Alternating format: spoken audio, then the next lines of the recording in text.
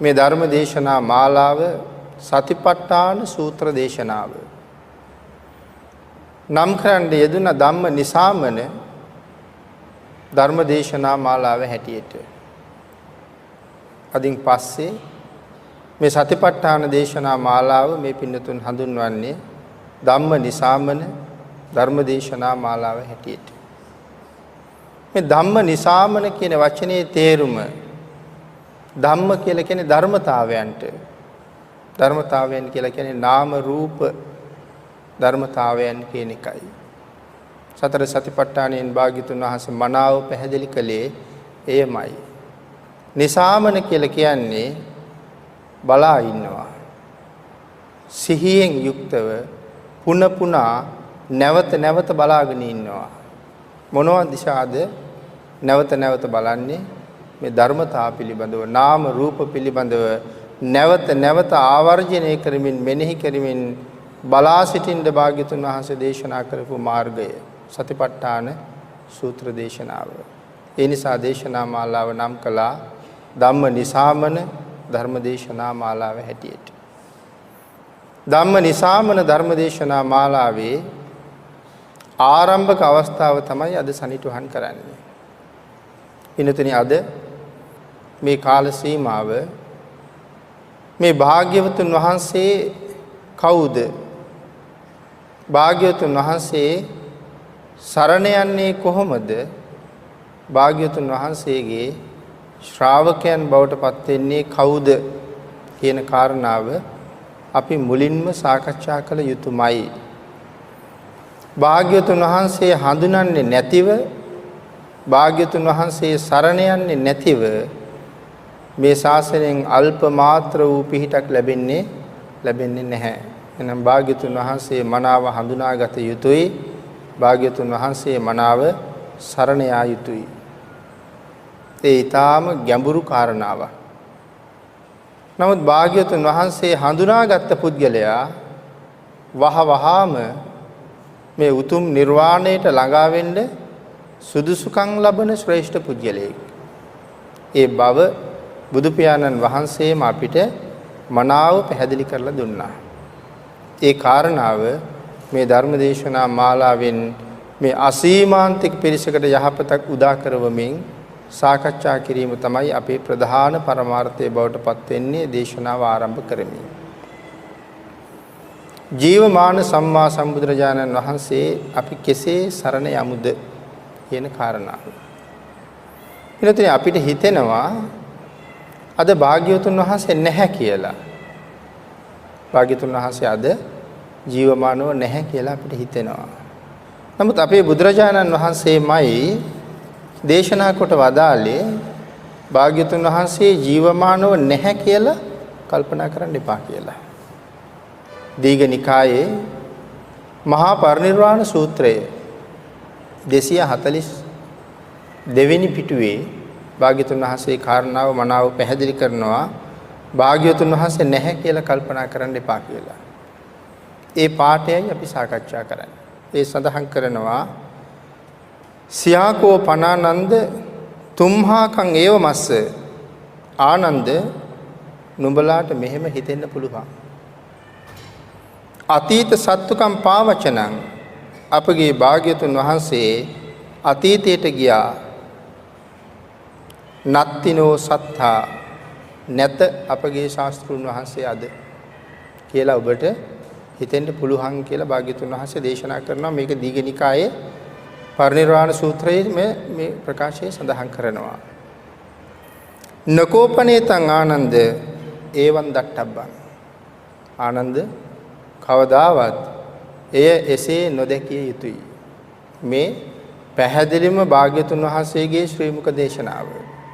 සියාකෝ පනානන්ද තුම්හාකං ඒව මස්ස අතීත සත්තුකම් පාවචනං නත්තිනෝ සත්තා නකෝපනේතං ආනන්ද ඒවං දට්ඨබ්බං.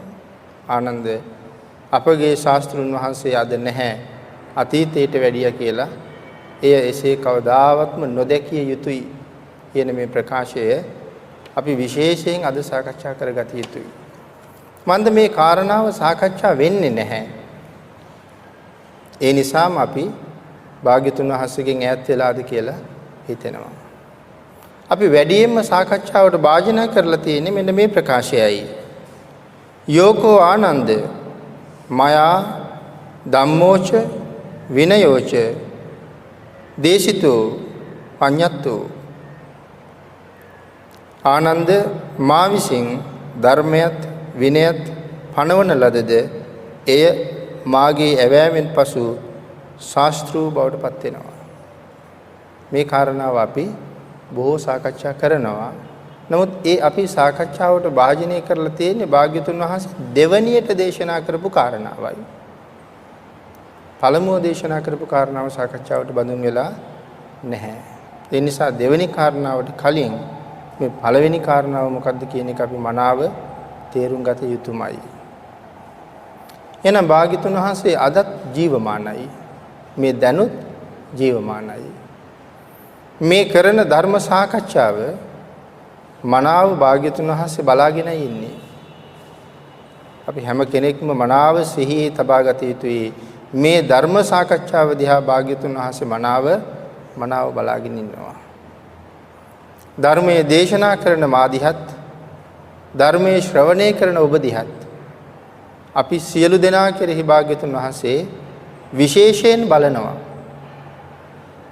භාග්‍යතුන් වහන්සේට අපි දිහා බලන එක ඒ තරම් අපහසු කාරණාවක් නෙවෙයි. අපි මෙතන 100ක් හමාරක් ඉන්නවා. භාග්‍යතුන් වහන්සේ කොහොමද එක එක්කෙනා දිහා බලන්නේ කියලා අපිට හිතෙන්න පුළුවන්. මම දිහා බලලා අනික් එක්කෙනා දිහා බලලා අනික් එක්කෙනා දිහා බලනකොට මට යම් කටයුත්තක් එහාට මෙහාට හැරීමක් පෙරලීමක්වත් කරන්න තිබුණා නම් මට කරන්න පුළුවන්. මොකද එක එක්කෙනා දිහා බලාගෙන එනකොට. නමුත් භාග්‍යතුන් වහන්සේගේ නේත්‍රයට එහෙම හසු වෙන්නේ නැහැ. අනන්ත සක්වල අනන්ත ජීවීන් මේ මොහොතේ කුමක් සිදු කරන්නේද කියන කාරණාව සියල්ල භාග්‍යතුන් වහන්සේට වැටහෙනවා. ඒක භාග්‍යතුන් වහන්සේ සතු පුදුමාකාර 이르දියක්. මේක අපිට තේරුම් ගන්න පුළුවන් මට්ටමක නැහැ. ඒක පුදුමාකාර ආශ්චර්යමත් වූ 이르දියක්. ඒ කාරණාව මෙහෙම සඳහන් කළොත් පින්නතුනි අපේ ශාසනයේ හිටිය කුංචි පුත්‍ර කියලා මහ රහතන් වහන්සේලා දෙනම කුංචි පුත්‍ර අයියයි මල්ලි දෙන්නම කුංචි පුත්‍රලා. වැඩිමහලු රහතන් වහන්සේට ඖෂධයක් සඳහා ගිතෙල් ස්වල්පයක් අවශ්‍ය වුණා.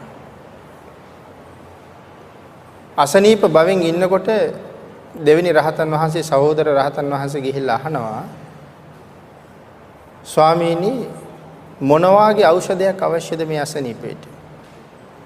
රහතන් වහන්සේ ප්‍රකාශ කරනවා, ආයුෂ්මතුනි ගිතෙල් ස්වල්පයක් තිබුණොත් මම සනීප වෙනවා.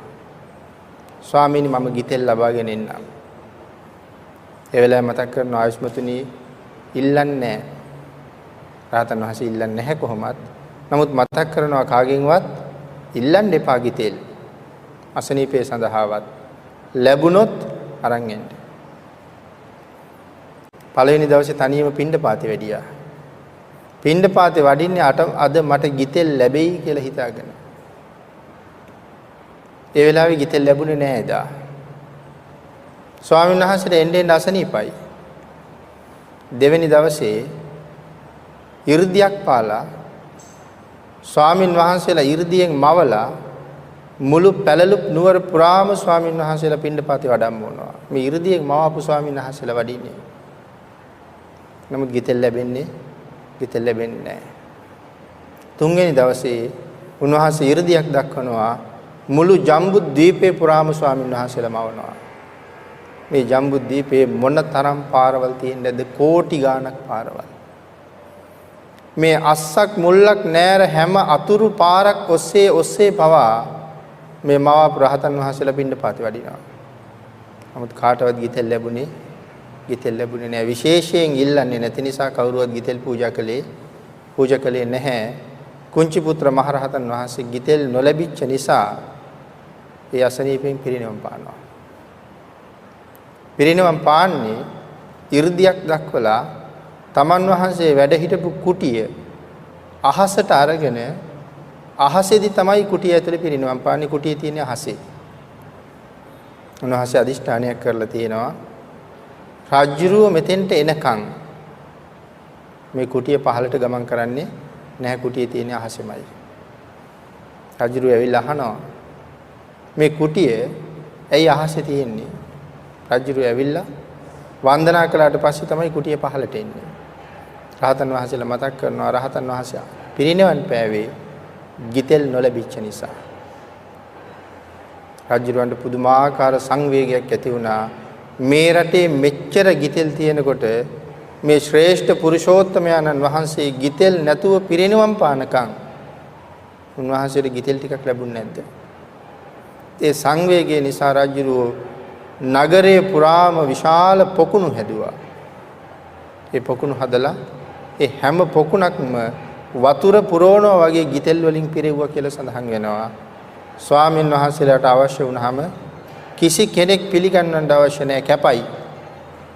ස්වාමීන් වහන්සේලාට කැපයි මේ ගිතෙල් අරගන්න කියලා ගිතෙල් පිරෙව්වා කියලා සඳහන් කරනවා. මේ මතුව එහෙම නොවෙන්න. ඉතින් මේ කාරණාව සඳහන් කළේ කුංචි පුත්‍ර මහරහතන් වහන්සේ කියලා කියන්නේ 80 මහා ශ්‍රාවකෙක් නෙවෙයි. උන්වහන්සේට පුළුවන් වුණා නම් ජම්බු දීපේ පුරාම රහතන් වහන්සේලා වැඩම කරවන්න මනෝමය රූපමවලා. අපේ ශාසනයේ මනෝමය රූපමවන්නන් අතර අග්‍රස්ථානයේ තිබුණේ වෙනත් රහතන් වහන්සේ නඟුට චුල්ලපන්තක මහ රහතන් වහන්සේ. උන්වහන්සේට කොහොම හැකියාවක් තියෙන්නේ නැද්ද මනෝමය රූපමවන්න? නමුත් ත්‍රිපිටක පොතේ අපිට කියලා තියෙන්නේ භාග්‍යතුන් වහන්සේ දානෙට වඩින්න කීප වෙලාවේ රූප දහසක් මැව්වා කියලා. ඒ පොතේ සඳහන් කරලා තියෙන රූප දහසක් මැව්වා. නමුත් මවන්න තීරණය කළා නම් චුල්ලපන්තකයන් වහන්සේට මොන තරම් රූප මවන්න පුළුවන්කම තියෙන්නේ නැද්ද? මොකද මනෝමය රූප මවන්නන් අතරම අග්‍රස්ථානයයි ලැබලා තිබුණේ. එහෙම පුළුවන් වුණා නම් භාග්‍යතුන් වහන්සේට කොහොම රූප මවන්න පුළුවන්කම තියෙන්නේ නැද්ද? භාග්‍යතුන් වහන්සේට අන් අය දිහා කෙසේ බලන්න පුළුවන්කම තියෙන්නේ නැද්ද? පින්වතුනි, අතීතේ සෑම විහාරස්ථානයකම බුදුරජාණන් වහන්සේ වෙනුවෙන් ආසනයක් පනවලා තිබ්බා. මොකද භාග්‍යතුන් වහන්සේ වඩින්න පුළුවන්. ස්වාමින් වහන්සේලා කැලෑවේ භාවනා කරනකොට ස්වාමින් වහන්සේලා භාග්‍යතුන් වහන්සේට වෙනම අසුනක් පනවලා තියලා තමයි භාවනාවට වාඩි වෙන්නේ. මොකද මගේ යම් වැරදි දෝෂයක් දැක්කොත්, මගේ සිතුවිල්ලේ අඩුපාඩුවක් දැක්කොත්, මගේ මාර්ගයට පටහැනි දෙයක් මගේ සිතේ ඇති වෙනවා දැක්කොත් භාග්‍යතුන් වහන්සේ වඩින්න පුළුවන්. එහෙම වුණොත් කලින් දැනුම් දීලා වඩින්නේ නැහැ. මට උන්වහන්සේ වැඩියට පස්සේ ආසන පනවන්නත් බෑ. ඒ තරම් වේගෙන් වඩිනවා භාග්‍යතුන් වහන්සේ. ඒ නිසා ආසනේ පනවලා තමයි භාවනාවට වාඩි වෙන්නේ. සෑම විහාරස්ථානයකම භාග්‍යතුන් වහන්සේට වෙනම ආසනයක් පනවලා තිබිලා තියෙනවා. රුක්ෂ මූලයක නමුත් උන්වහන්සේලා භාවනා කරනවා නම් උන්වහන්සේට එතන තිබුණේ ලොකුවට වැඩිච්ච මුලක් නම් ඒ මුල උඩ, එහෙම නැත්නම් වැලි තිබුණා නම් වැලි කන්දක් එකතු කරලා, එහෙම නැත්නම් ලෑලි කෑල්ලක් තියලා, එහෙම නැත්නම් තමන්ගේ පාංශුකූල චීවරයට කැලෙන් එකතු කරගත්ත කොළ ටික දාලා පොතලා කොට්ටයක් හැටියට හදලා පසෙක පනවලා තියලා තියෙනවා භාග්‍යතුන් වහන්සේ වැඩියොත් ආසනෙ පිළිගන්නන්න. ඒ තරම් භාග්‍යතුන් වහන්සේ වඩින්න පුළුවන්. එහෙම භාග්‍යතුන් වහන්සේ උන්වහන්සේගේ පුත්‍රයන් සොයාගෙන මහ ඝන කැලෑවේ ඈත වන ලැබවල් කටු අකුල් ඔස්සේ පවා තමන්ගේ පුත්‍රයන් සොයාගෙන භාග්‍යතුන් වහන්සේ වැඩලා තියෙනවා. සංසාරයෙන් එතර යන්න වෑයම් කරන තමන්ගේ පුතුන් සොයාගෙන ඒ ඇයට පිහිට වෙන්න. අපේ මුගලන් මහරහතන් වහන්සේ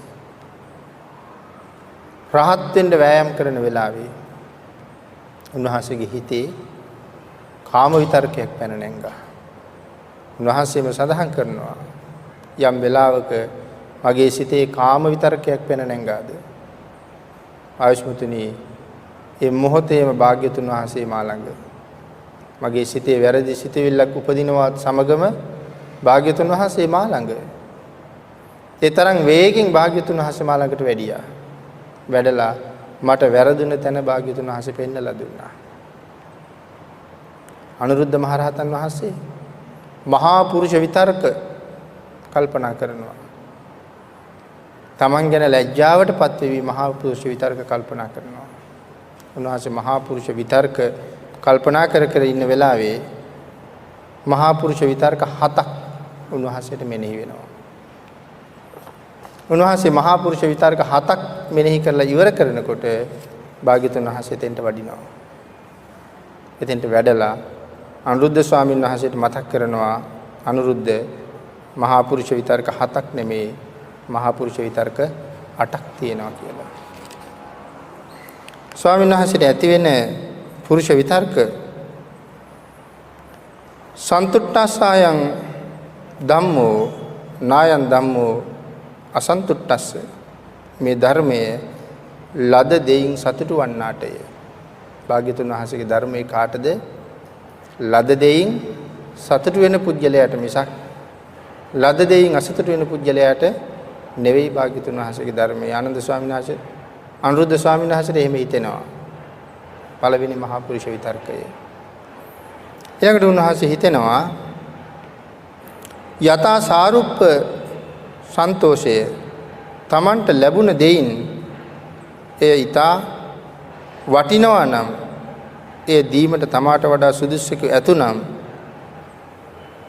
එය ඔහුට දී සතුටු වීම හැටියටත් සඳහන් කරනවා. තුන්වෙනි කාරණාව සඳහන් කරනවා.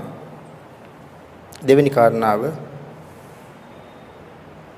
පච්චින්තස්සයන් ධම්මෝ නායන් ධම්මෝ සංගනිකාරාමස්ස මේ ධර්මය පිරිසිදු විවේක ඇත්තාටය පිරිස මැද සිටින්නාට නොවේ. මේ ධර්මය පිරිසිදු විවේක ඇත්තාටය විවේකයේ තියෙන කෙනාට තමයි දහම් පද උපදින්න පටන් ගන්න. ධර්මයේ වැටහෙන්න පටන් ගන්න. ධර්මයේ මෙනෙහි වෙන්න පටන් ගන්න විවේකයේ තියෙන කෙනාටයි. පිරිස මැද කලකෝලාහල කරමින් ශබ්දපද මැද්දේ ඉන්න කෙනාට දහම් පද වැටහෙනවා අඩුයි. ඉතින් අපේ හිතේ බොහෝම කෙලෙස් තියෙන නිසා මේ තනියම ඉන්න එක හුදකලාව කියන එක අපිට හරි අමාරු වැඩක්. අපි ගැනම කල්පනා කරලා බලන්න හුදකලාව අපිට කොච්චර අමාරුද කියලා. සමහර වෙලාවට කෙනෙකුට ආරණ්‍ය සේනාසනයකට විහාරස්ථානයකට ගියහම හිතෙන්න පුළුවන් ස්වාමින් වහන්සේලා කොහොම වැඩ ඉන්නවද දන්නේ නැහැ. අපිට නම් අපහසුයි. හරිම පාළු ගතියයි. අපිට ඉන්න අපහසුයි කියලා. අපේ ගෙදර කවුරුවත් නැත්තම් අපිට එදෙන මට අද පාළුවේ තනියම ගෙදර ඉන්න බෑ. ඒ නිසා මමත් අහවල් දිහාවට යනවා. එහෙම නැත්නම් රූපවාහිනිය ළඟටවත් ගිහිල්ලා කාලේ ගෙවන්න අපි තීරණය කරනවා. එහෙමත් බැරි නම් දුරකථනයේ හරි අතට අරගන්නවා. එහි මොකක් හරි ක්‍රියාකාරකමක යෙදෙනව නැත්නම් ඇමතුමක් අරගෙන ටිකක් දිග වෙලාවක් කතා කරන්න පුළුවන් කියලා හිතන කෙනෙකුට ඇමතුමක් අරගෙන හරි කාලේ ගෙවන්න අපි කල්පනා කරනවා. මොකද අර පිරිසිදු විවේකය අපිට ගත කරන්න හිතෙන්නේ නැහැ. නමුත් විවේකය භුක්ති විඳින්න පුළුවන් පුද්ගලයාට තමයි දහම් පද මනාව වැටහෙන මේ අනුරුද්ධ ස්වාමීන් වහන්සේට එහෙම කල්පනා වෙනවා. හතරවෙනි කාරණාව ආරද්ධ විරියස්සයන් ධම්මෝ නායන් ධම්මෝ කුසීතස්ස මේ ධර්මය වීර්ය ආරම්භ කරපු පුජ්‍යලයාටයි. කම්මැලියට කවදාවත් මේ ධර්මයෙන් ප්‍රයෝජනයක් ගන්න පුළුවන් කමක් නැහැ. පස්වෙනි කාරණාව උපට්ඨිතස්සයන් ධම්මෝ නායන් ධම්මෝ මුට්ටස්සතිස්ස මේ ධර්මය සිහියෙන් සිටින්නාස මිස මුලා සිහිය ඇත්තාට නොවේ. මනාව හැම වෙලාවෙම සිහියෙන් ඉන්න පුජ්‍යලයට මිසක් මුලා වෙලා ඉන්න පුජ්‍යලයට මේ ධර්මයේ පළක් නැහැ. 6 වෙනුවට උන්වහන්සේ සිහිපත් කරනවා සමාහිතස්සයන් ධම්මෝ නායන් ධම්මෝ අසමාහිතස්ස මේ ධර්මය එකඟ කරගත් සිත් ඇත්තාටය. එහාට මෙහාට දඟලන දුවන පයින් සිත් ඇත්තාට මේ ධර්මයෙන් ප්‍රයෝජනයක් නැහැ. එහෙමනම් මේ සතිපට්ඨාන දේශනාව නාම රූප මනාව දැකලා අවබෝධ කරලා තේරුම් අරගෙන සිත එකඟ කරගෙන සතිපට්ඨාන භාවනාවට එළඹෙන්නන්ට ප්‍රයෝජනෙ පිණිසමයි මේ දේශනා මාලාව සංවිධානය වෙන්නේ. එහෙනම් මේ කාරණාවට ඒක බොහොම ගැළපෙනවා වටිනවා. අනුරුද්ධ ස්වාමීන් වහන්සේට පහළ වෙන 7 වෙනි මහා පුරුෂ විතර්කය. පඤ්ඤාවන්තෝ අයං ධම්මෝ නායං ධම්මෝ දුප්පඤ්ඤස්සාති. මේ ධර්මය ප්‍රඥාවන්තයාට මිස දුෂ්ප්‍රඥයාට නෙමෙයි. මේ සිතවිලි 7 මේවා මහා පුරුෂ විතර්ක. සාමාන්‍ය පුද්ගලයන්ට මෙහෙම සිතවිලි පහළ වෙන්නේ නෑ. මහා පුරුෂයන්ටයි මෙහෙම සිතවිලි පහළ වෙන්නේ. මෙන්න මේ කාරණා 7 අනුරුද්ධ ස්වාමීන් වහන්සේට අවබෝධ වුණා. භාග්‍යතුන් වහන්සේ බලාගෙන ඉන්නේ. භාග්‍යතුන් වහන්සේ තාම ඈත ඉන්නේ මේ වෙලාවේ. නමුත් අනුරුද්ධ ස්වාමීන් වහන්සේගේ හිත දිහා බලාගෙන ඉන්නවා. මේ 7 වෙනි කාරණාව උන්වහන්සේට මෙනෙහි වෙලා ඉවර වෙනවා සමගම. පඤ්ඤාවතු අයං ධම්මෝ නායං ධම්මෝ දුප්පඤ්ඤස්සාති. මේ ධර්මය ප්‍රඥාවන්තයන්ට මිස දුෂ්ප්‍රඥයන්ට නෙමෙයි කියලා හිතලා ඉවර කරනවත් සමගම භාග්‍යතුන් වහන්සේ තන. උන්වහන්සේට සිතවිල්ල ඉවර වෙනවා විතරයි. භාග්‍යතුන් වහන්සේ වැඩම කරලා කියනවා අනුරුද්ධ ඒට තවත් එක කාරණාවක් එකතු විය යුතුයි. සාදු සාදු අනුරුද්ධ ඔබට මහා පුරුෂ විතරකයන් වැටහුණා. අනුරුද්ධෙහි ඌණ පූර්ණේ මේ විදිහට සම්පූර්ණ කරන්න කියලා භාග්‍යතුන් වහන්සේ දේශනා කරනවා. නිප්පපංචාරාමස්ස ධම්මෝ නිප්පපංච රතිනෝ. මේ ධර්මය කෙලස් වල ඇලුන පුජ්‍යලයට නෙවෙයි. මේ ධර්මය කෙලස් වල ඇලුන පුජ්‍යලයට නෙවෙයි. මොකක් සඳහා භාග්‍යතුන් වහන්සේ මේ දේශනා කරන්න ඇද්ද? අනුරුද්ධ ස්වාමීන් වහන්සේට රහත් වෙන්න කලින් දිවසක් ලැබෙනවා. ලෝක ධාතු 1000ක් බලන්න පුළුවන්. තාම රහත් වෙලා නැහැ. නමුත් මේ දිවසින් ලෝක ධාතු 1000ක් බලන්න පුළුවන්. ඒ වෙලාවේ තමයි ගිහිල්ලා සරියුත් මහරහතන් වහන්සේ ප්‍රකාශ කරන සාරිපුත්තයන් වහන්සේ මම ධර්මයේ තුල ජීවත් වෙනවා. මම වීර්ය ආරම්භ කරලායි තියෙන්නේ. මට ලෝක ධාතු 1000ක් බලන්න පුළුවන් දිවසක් තියෙනවා. නමුත් මට තාම ආර්ය භාවය නැත මහ රහත් භාවයේ ලැබුණේ නැහැ. මේ කියන වෙලාවේ සරියුත් මහරහතන් වහන්සේ ප්‍රකාශ කරන අනුරුද්ධ ඔබට ලෝක ධාතු 1000ක් බලන්න පුළුවන් දිවසක් පහළ වුණා කියලා ඔබට හිතෙනවා නම් ඒ සිතුවිල්ල තුලම අනුරුද්ධ මානය කියන ධර්මතාවය තාමත් තියෙනවා. මට පුළුවන් කියන මානෙ තියෙනවා. ඒද නැති කරන්න කියලා තීරණය කර දේශනා කළාට පස්සේ තමයි මේ මහා පුරුෂ විතර්කයන් වැටහෙන්න පටන් ගත්තේ. ඒ වුණ පූර්ණයයි භාග්‍යතුන් වහන්සේ කලේ නිප්පපංචාරාමස්ස ධම්මෝ නිප්පපංච රතිනෝ. මේ ධර්මය කෙලස් වල ඇලුන පුජ්‍යලයට නෙවෙයි. නායං ධම්මෝ පපංචාරාමස්ස පපංච රතිනෝ. මේ ධර්මය කෙලස් වලින් මිදී නිවනෙහි ඇලුන පුජ්‍යලයට පමණයි. කෙලස් වල ඇලුන පුජ්‍යලයට නෙවෙයි. කෙලස් වලින් මිදිලා නිවනේ ඇලුන පුජ්‍යලයට පමණයි. මේ කාරණාව සිහිපත් කළේ භාග්‍යතුන් වහන්සේ මොනතරම් වේගෙන් ඊටාම දුර ඉඳලා අනුරුද්ධයන් වහන්සේ ඉන්න තැනට වැඩම කළාද? මේක තමයි භාග්‍යතුන් වහන්සේගේ හැකියාව. සර්වඥතා ඥානය කියලා කියන්නේ මේකට. ඒ නිසායි සඳහන් කළේ අපි මේ කරන්න සූදානම් වෙන මේ උතුම් කාර්යය භාග්‍යතුන් වහන්සේ මනාව බලාගෙන ඉන්නේ. මේ මොහොතේ මේ ශාලාවේ රැස් වෙලා ඉන්න ලොකු කුඩා ඔබ සියලුම දෙනා කෙරෙහි භාග්‍යතුන් වහන්සේගේ උතුම් බුදු නෙත යොමු වෙලා තියෙන්නේ. අපි කොයි ආකාරයෙන් මෙතෙන්ට සහසම්බන්ධ වෙනවද? සද්ධර්ම ශ්‍රවණය කරනවද? මොන සිතවිල්ලෙන් අපි ඉන්නවද කියන සියලු කාරණා භාග්‍යතුන් වහන්සේ දකිනවා. අනන්ත සක්වල අනන්ත ජීවීන්ගේ පංච ඉන්ද්‍රියන් ළඟෙන් ලබා ගන්නා සියලුම අරමුණු එකක් නෑර දකින්න පුළුවන් හැකියාව නිසා අපි භාග්‍යතුන් වහන්සේට සර්වඥතා ඥානය මේ වගේ හැකියාවක්. අනන්ත සක්වල අනන්ත ජීවීන්ට මේ මොහොතේ තමන්ගේ පංචේන්ද්‍රයන්ගෙන් අරමුණු වෙන දේවල් ඇසට පෙනෙන නොපෙනෙන සියලුම ජීවීන් අනන්ත සක්වල අනන්ත ජීවීන් කියලා කියහම මේ මොහොතේ ඇහෙන් මොනවද දකින්න ඇද්ද? මේ මොහොතේ කනෙන් මොනව අහන්න ඇද්ද? මේ මොහොතේ කයට මොන වගේ පහසක් දැනෙන්නේ නැද්ද? නාසයට මොන වගේ ගඳ සුවඳක් දැනෙන්නේ නැද්ද? අපිට අපි ළඟ ඉන්න කෙනාගේ සිතුවිලි නෙමෙයි. Tamanට ඇති වෙච්ච සිතුවිල්ලවත් අපිට තේරෙන්නේ නැහැ. තප්පරයක් ඇතුළත උපදින සිතුවිලි ගාන කෝටි ගානක්. ඒ සිතුවිලි කෝටි ගානක් මෙන්න මේ වාගේ සිතුවිලි මට ඉපදිලා නැති වෙලා ගියා කියන කාරණාවත් අපිට තේරෙන්නේ නැහැ. අපේ සිතුවිලි අපිට තේරෙන්නේ නැති වුණාට ඒ ඇති වෙච්ච තත්පරයකට ඇති වෙච්ච කෝටි ප්‍රකෝටි ගානක් සිතුවිලි එකක් නෑර ඔබට මෙන්න මෙහෙම හිතුණා මේ මොහොතේ කියන්න පුළුවන් හැකියාවක් භාග්‍යතුන් වහන්සේට තියෙනවා.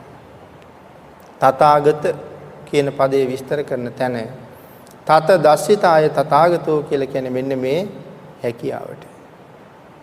එහෙමනම් භාග්‍යතුන් වහන්සේ අද නැහැ කියලා අපිට කවදාවත්ම නිශ්ශබ්ද වෙන්න පුළුවන් කමක් නැහැ.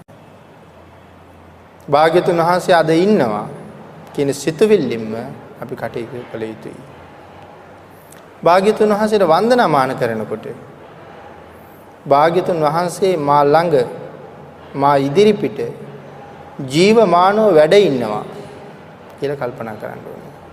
එහෙම නැතුව වන්දනා කරන එක නිකන් නිෂ්ප්‍රයෝජන වැඩක්. ජීවමානව මා ඉදිරිපිට වැඩ ඉන්නවා කියන සිතුවිල්ලෙන්ම භාග්‍යතුන් වහන්සේට වන්දනා කරන්න ඕනේ. එහෙම වන්දනා කරන්න ගියොත් මොන වාගේ ශ්‍රද්ධාවක් කොයි වගේ ගෞරවයක් ඇති වෙයිද? උන්වහන්සේ ළඟට අපි කොහොම යයිද? කොහේ ගෙදර වැඩ කර ඉන්න හැටියටම භාග්‍යතුන් වහන්සේ ගාවට එහෙමනම් අපි යන්නේ එකක් නෑ. ගෙදර ඇඳගෙන ඉන්න ඇඳුම පිටින් අපි භාග්‍යතුන් වහන්සේ ගාවට යන්නේ එකක් නැහැ. කොහොමදත් අපි භාග්‍යතුන් වහන්සේ ගාවට යන්න පුරුදු වෙලා තියෙන විශේෂයෙන් සූදානම් වෙලා නාලා පිරිසිදු වෙලා සුවඳවත් වෙලා තමයි අපි භාග්‍යතුන් වහන්සේ ළඟට යන්නේ. මොකද අපි ගාව භාග්‍යතුන් වහන්සේලා මහ පුදුම දුර්ගන්ධයි. ජීවමානව වැඩ හිටියානම් සුගන්ධ කුටිය ඇතුළට අපි ගියහල්ලා පිරුණාම භාග්‍යතුන් වහන්සේ නිසා අපේ දුගඳ ඉවසනවා මිසක් වෙන කෙනෙක් කුටියෙන් පිට වෙලා යයි. ඒ අපි ගාව මොන දුර්ගන්ධයක්ද? අපි ගාව කෙලෙස් දුර්ගන්ධේ පිරීලා. භාග්‍යතුන් වහන්සේ නික්ලේශී. අපි ගාව ලාමක ක්ලේශයන්ගේ දුගඳ හැම පැත්තෙම පැතිරෙනවා. එhmenan භාග්‍යතුන් වහන්සේ ගාවට අපි යන්නේ අපිට යන්න පුළුවන් හැකි උපරිම ආකාරයෙන් පිරිසිදු වෙලා අපි භාග්‍යතුන් වහන්සේ ගාවට ගිහිල්ලා වඳින්නේ ස්වාමීනි සංසාරයෙන් එතර යන්න මාගේ නිවන උදෙසා මාගේ මේ වන්දනාව භාග්‍යතුන් වහන්සේ ඉවසන්න. එහෙම කියලායි අපි වඳින්නේ. අනිත් එක අපි භාග්‍යතුන් වහන්සේට වැඳලා පින් සිද්ධ කරගන්න විතරක් වඳින්න ගියොත් අපි ගාව තණ්හාවක් තියෙනවා. භාග්‍යතුන් වහන්සේට වැඳලා අපේ යහපත සලසගන්න විතරක් වඳින්න ගියොත් තණ්හාවක් තියෙනවා. එතන අපි ආත්මාර්ථකාමී. මට ඕන දේ කරගන්න විතරයි මම ගිහිල්ලා තියෙන්නේ. මට නිවන නොලැබුණත් අපි භාග්‍යතුන් වහන්සේට වැඳ යුතු නැද්ද? අනාදිමත් කාලයක් දීර්ඝ සංසාරේ ඔබ මා වෙනුවෙන් මොන තරම් දුකක් මේ මහා පුරුෂෝත්තමයන්න් වහන්සේ වින්දද කියන කාරණාව ගැන හිතලා මහා කල්ප අසංඛ්‍ය 20යි ලක්ෂ 1ක් අපිට හිතා ගන්න බැරි තරම් අති දීර්ඝ කාලයක්. අසංඛ්‍ය කියන වචනයේටම ධර්මයේ උදාහරණයක් සඳහන් කරලා තියෙනවා. කොයි වගේ උදාහරණයක්ද? සඳහන් කරන්නේ මේ මහ පොළොව යොදුන් 240000ක් ගැඹුරුයි. එහෙම දේශනාවේ සඳහන් කරන්නේ යොදුන් 240000ක් ගැඹුරුයි කියලා. ඒක ਸਰවඥතා දේශනාවේ සඳහන් වෙන්නේ. වර්තමානයේ විවිධ විදිහට කියන්නේ පුළුවන් විද්‍යාඥයෝ ආහාරමේ කියන්න පුළුවන් නෑ මේ පෘථිවියේ විශ්කම්භයේ මෙච්චරයි කියලා. අපිට ඒව වැඩක් නැහැ. මොකද භාග්‍යතුන් වහන්සේගේ ඥානීය ගාවට ළඟා වෙන්න පුළුවන් අය තවම නැහැ. ඒ නිසා මේ යොදුන් 240000ක් මේ ඝන පොළව ඝනකඩයි කියලා සඳහන් කරලා තියෙනවා ධර්මයේ. එහෙම සඳහන් කළේම අපිට ඇති වෙන්න පුළුවන් යම් සිතුවිලි අලුත් සොයා ගැනීම අලුත් මතවාද ගණන් ශාස්ත්‍ර ඔස්සේ මේ දෙක සංසන්දනය කරන්න ගියොත් අපිටත් වරදින්න පුළුවන්. එහෙම සඳහන් කළේම ලිපියකින් දැනුම් දීමක් කරලා තිබුණ එක පුද්ගලෙක් ස්වාමීන් වහන්සේ ඔබ වහන්සේගේ දේශනා මමත් අහනවා.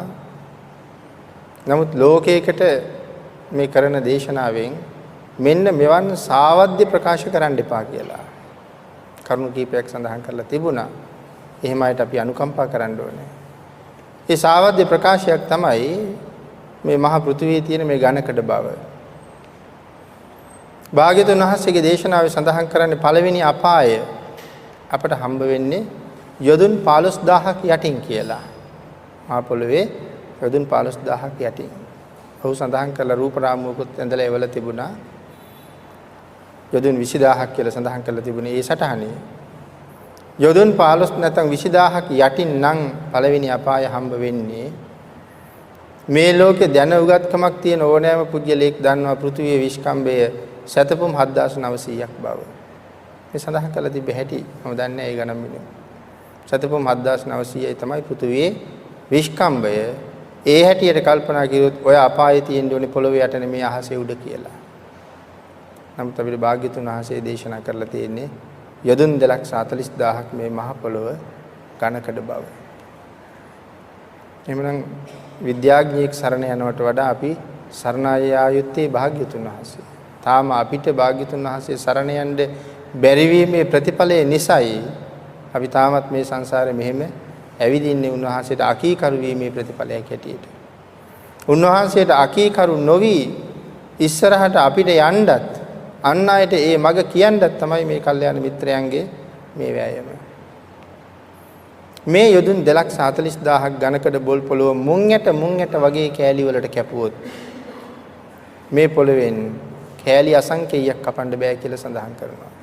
එතකොට අසංකේය කියන ගාන ගැන අපිට හිතන්න පුළුවන් කමක් නැහැ. එහෙමනම් එක මහා කල්පයකට අන්තර්කල්ප 256කුත් එක අන්තර්කල්පයකට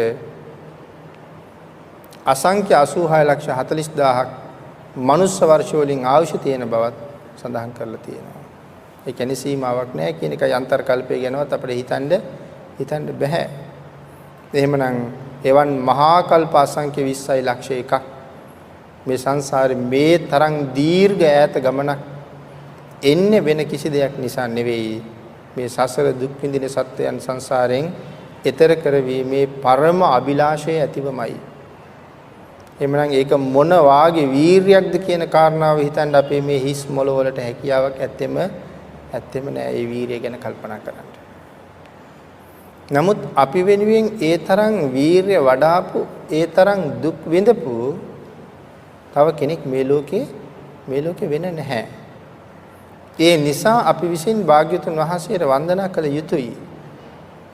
වෙස්සන්තර බෝසතාණන් වහන්සේ අපවත් වෙලා අවුරුදු 57 කෝටි 60 ලක්ෂයක් තුසිත භවනේ ආයුෂ භුක්ති විඳලා දෙතිසක් නිමිති ලෝක ධාතුවේ පහළ කරවමින් මාතෘ ගර්භයට එළඹිලා දෙතිසක් නිමිති පහළ කරවමින් මාතෘ ගර්භයෙන් මනුෂ්‍ය ලෝකයට වැඩම කරලා අවුරුදු 29ක් ගිහි ගෙදර ආයු වළඳලා ගිහි ගෙදර ගිහි ජීවිතය පිළිබඳව කලකිරීමක් ඇති වෙලා ගිහි ගෙයින් නික්ම ගියපු උන්වහන්සේ සම්මා සම්බුද්ධත්වයේ වෙනුවෙන් ශරීරයට දැඩි දුක් දීමේ ප්‍රතිපදාව අනුගමනය කළා. ශරීරයට දැඩි දුක් දීම අත්ත කිලමතානුയോഗය දුර්ගේශ්වරී කියන කඳුවැටියේ ප්‍රදේශයට වෙලා දවසින් දවස ආහාර වර්ජනය කර අන්තිමට පාත්‍රයට වැටෙන ගෙඩියක් පාත්‍රයට වැටෙන කොළයක් පමණක් ආහාරයට ගනිමින් ජීවත් වෙච්ච කාලේ සරියුත් මහරහතන් වහන්සේටම සඳහන් කරනවා සාරිපුත්ත මගේ බඩ අතගාපු වෙලාවේ මට අහුනේ කොඳු වැටේ. මගේ කොන්ද අතගාපු වෙලාවේ මට අහුනේ මගේ බඩ පොත්ත. මේ ලෝමගස් මැරිලා අතපය අත ගන්නකොට මුල මැරිච්ච රෝම කූප ගැලවිලා හුළඟ යනවා. හිස අත ගන්නකොට හිස කෙස් වල මුල මැරිලා කෙස් ගැලවිලා අතට එනවා. මල මූත්‍රා කරන්න ගියපු තැන්වල සිහි නැතුව ඇද වැටෙනවා. සමහර අය ගිහිල්ලා පිය රජුරවන්ටත් කියනවා අන්න සිද්ධාර්ථ මැරිලා වැටිලා කියලා. අවුරුදු 6ක් තිස්සේ මෙන්න මේ විදිහේ මහ පුදුම දුකක් ඔබ අප වෙනුවෙන් උන්වහන්සේ වින්දනය කළා.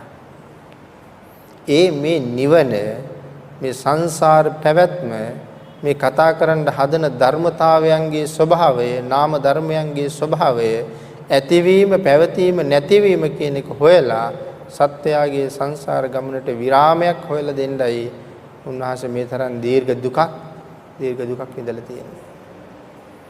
එහෙම දුක් විඳලා ඒ ප්‍රතිපදාව අතහැරලා දාලා මධ්‍යම ප්‍රතිපදාවට ඇවිල්ලා උතුම් සම්මා සම්බෝධිය සාක්ෂාත් කරලා ගත කරපු අවුරුදු 45ක් කාලය මොන කැපකිරීමක් අපි වෙනුවෙන් කළාද? භාග්‍යතුන් වහන්සේ යටත් පිරිසෙන් හැමදාම සැතපුණේවත් නෑ. හැමදාම සැතපීලා තියෙන දවසකට පැයයි විනාඩි 20ක් වගේ කාලයක්. සැතපුණ දවස් වලට සැතපීලා තියෙන පැයයි විනාඩි 20ක් විතර කාලයක්. පැය 24න් අපි සැතපෙන්න කොච්චර කාලයක් ගත කරනවද? ඒ කියන්නේ අපිට සංසාරي පිළිබඳව මහ ලොකු බයකුත් නැහැ. අපට සසරෙන් එතර යාම පිළිබඳව ලොකු අවශ්‍යතාවයකුත් නැහැ. කෙටියෙන් කිව්වොත් අපිට අපි ගැන නැති උනන්දුවක් උන්වහන්සේට අපි ගැන තිබුණා. මේ සංසාරයෙන් අපි එතර කරවන්න. මොකද අපි සසර බය දකින්නේ නැහැ. උන්වහන්සේ සසර බය මනාව දකින්න නිසා උන්වහන්සේ දන්නවා මේ සංසාර ගමනේ ස්වභාවය කොහොමද කියලා. ඒ නිසා සසරින් එතර වෙච්ච සම්මා සම්බුද්ධත්වයේ ලැබපු මහෝත්තමයන්න් වහන්සේ රාත්‍රියේද නිදි වර්ජිතව මේ කැපකිරීම කරන්නේ ඔබ වෙනුවෙන්, මා වෙනුවෙන්, අප වෙනුවෙන්. එහෙනම් එවන් කැපකිරීම කරපු අය මේ ලෝකේ වෙන නැති නිසා අපි විසින් භාග්‍යතුන් වහන්සේට වන්දනා කළ යුතුමයි. ඊළඟට මේ මහා ගුණය අසීමාන්තික ගුණය ගැන අපිට සාකච්ඡා කරලා ඉවර කරන්න බෑ මේ දේශනාව. අපි ඒ නිසා ශ්‍රද්ධාවයි ගෞරවයයි ඇතිවීම වෙනුවෙන් පමණක් අපි මේ කාරණාව මතක් සාකච්ඡා කරන්නේ. භාග්‍යතුන් වහන්සේ නම් ගුණ මුහුදක් විදාගම මෛත්‍රී ස්වාමීන් වහන්සේ ලෝවැඩ සංගරාව කියන පොත ලියන වෙලාවේ පළවෙනිම ධර්මාර්ථයෙන් පැහැදිලි කළේ සෙත්සිරි දෙන මහ ගුණ මුහුදානම් සත්‍යයට සිත සාන්තිය උදා කරලා දෙන ගුණ මුහුදක් සම්මා සම්බුද්ධ කියලා කියන්නේ. මුහුදක් අපි දැකලා තියෙනවා. නමුත් මුහුදක තරම හිතා ගන්න අපිට බෑ. අපි මුහුද දැකලා නැහැ. අපේ ඇස් වලට පේන්නේ බොහොම ටිකයි. ආයේ එතෙන්ට ගිහිල්ලා බැලුවොත් ආයේ පේන්නේ ආයේ ටිකයි. නමුත් මේ සාගරය තුල ගොඩබිම නැති තරම් විශාල ජීවීනුත් ඉන්නවා. ගොඩබිම නැති තරම් වටිනා වස්තුනුත් සාගර පතුලේ තමයි තියෙන්නේ. ඒ සාගරයට මේ ලෝකේ තියෙන වෙන කිසි දෙයක් ලොකු නෑ. අපි නැවක් දැක්කහම අපි නැවක දකින්නේ උඩ කොටස විතරයි. නමුත් නැවක් ගොඩට අරගෙන තියනවා දැක්කොත් ජලයෙන් සම්පූර්ණයෙන් උඩට අරන් තියනවා දැක්කොත් අපිට හිතෙනවා මේ නැව කොච්චර ලොකුද. සමහර නැව තියෙනවා කිලෝමීටරයකට වඩා දිගයි. ඉතා විශාලයි. ඒ වගේ දේවල් ප්‍රවාහනය කරන්නේ ගුවන් යාන වගේ දේවල්. ප්‍රවාහනය කරන විශාල නැව්. ඉතින් ඒ වගේ යාත්‍රා සමහරලාට දහස් ගණනක් ඒ නැවට පටවනවා. එහෙම විශාල නැවක් සම්පූර්ණ ගොඩ තියෙනවා දැක්කොත් අපිට හිතේ මේක නම් මුහුදට දාපු ගමන් යට යනවා කියලා. නමුත් අපි බැලුවේ නැවේ ලොකු බවනේ. ඊළඟට අපි හිතුවේ නෑනේ මේ යාත්‍රාව දාන්නේ කොයි වාගේ මුහුදකටද කියලා. ඒ නැවයි මුහුදයි සංසන්දනය කරලා බැලුවොත් ඒ මහා සාගරයේ ඒ නැව ගිනි පෙට්ටියකටත් වඩා කුඩයි. එහෙනම් ඒ සාගරයේ මහ නැව යට යන්නේ නැහැ කවදාවත්. එතකොට මේ සාගරයට මොනවද කරන්න බැරි කියන කාරණාව හොඳම උදාහරණය තමයි 2004 ඇති වෙච්ච මේ සුනාමි ව්‍යසනය. වතුර ගොඩට ආවා, ගෙවල් කඩාගෙන ගියා, සාමාන්‍ය දෙයක්. නමුත් මහා ඝන වතුර පාරක හරි අපි යකඩ කූරක් හිටවලා තිබුණොත් සමහරවිට මේ යකඩ කූර නැමෙන එකක් නෑ. ගෙයක් ගලවගෙන යන වතුර පාරක යකඩ කූරක් නැමෙන එකක් නෑ. මොකද ඒක ඊටා පුංචි. අනික ඒක හරි ශක්තිමත් කෝටුවක් වගේ. ඒකට වතුර බදන්නේ නැහැ. ඉන්නතින් අපි කල්පනා කරලා බැලුවොත් යකඩ කූරක් වගේ රේල් පිල්ලක් කියලා. ඒ වුණාට මෙතන ඉන්න අපි හැමෝටම අත්දැකීම් තියෙනවා. ඒ වතුර පාරට රේල් පිල්ල කොහොමද ඇකිලිලා තිබුණේ කියලා. ඇකිලිලා, නැමිලා, දඟර ගැහිලා. නමුත් මේ මහා ඝන යකඩ කඳ අඹරවන්න, කරකවන්න මේ වතුරත් එක්ක වෙන මොකවත් ආවද? වෙන මොකවත් ආවේ නැහැ. මේ ජල කඳටම තමයි ඒක කරන්න පුළුවන් උනේ. එහෙනම් කවදාවත් හිතුවේ නැහැ මේ වගේ රේල් පිල්ලක් අඹරන්න වතුරට පුළුවන් වෙයි කියලා. එහෙමනම් මේ උදාහරණයෙන් අපිට පැහැදිලි වෙනවා මුහුදට මොනවද කරන්න බැරි කියලා. එහෙනම් භාග්‍යතුන් වහන්සේගේ ගුණ මහ මුහුද. ඒ ගුණ මුහුදට ඔබ වෙනුවෙන්, මා වෙනුවෙන්, සසර දුක් විඳින සත්වයා වෙනුවෙන් මොනවද කරන්න බැරි කියන කාරණාව අපිට මෙතෙකින් හිතා ගන්න පුළුවන් තැනක එහෙම නෙවෙයි තියෙන්නේ. එහෙනම් මෙතෙක් වෙලා මේ වීරියෙන් රැස් වෙච්ච පිරිස, මේ වගේ දෙයකට රැස් වෙන පිරිසත් බොහොම ස්වල්පයි. මොකද මායාවේ බලපෑම මේ පැත්තට නෙමෙයි තියෙන්නේ, අනිත් පැත්තට. මෙතන මීට වඩා වෙන දෙයක් තියෙනවා කියලා කියවනම් මීට වඩා විශාල පිරිසක් රැස් වෙනවා. නමුත් මේ වගේ දේශනාවකට සහභාගී වෙන පිරිස මේ සතුටු විය යුතු පිරිසක්. නමුත් මීටත් වඩා සුළු පිරිසක් තමයි වෙන තැන්වල අපි දකින්නේ. ඒ නිසා වාසනාවන්ත, වාග්යවන්ත, සසර පින් කරලා පුරුදු නිසායි මෙතෙන්ට එකතු වෙන්න පුළුවන් වුණේ. මේ මොහොතේ රැස් කරගත්ත කුසලයත් භාග්‍යතුන් වහන්සේ සරණ යන්න පුළුවන් හැටියටම කවුද කියලා අවබෝධ කරගන්න, ඒ වාග්ය ලබන්න වාසනාව ලැබුව ඔබ සියලු දෙනාට මේ උතුම් කුසලානිසංසය ඒ සඳහා පාරමිතාවක් වේවා කියලා ආශිර්වාද කරනවා.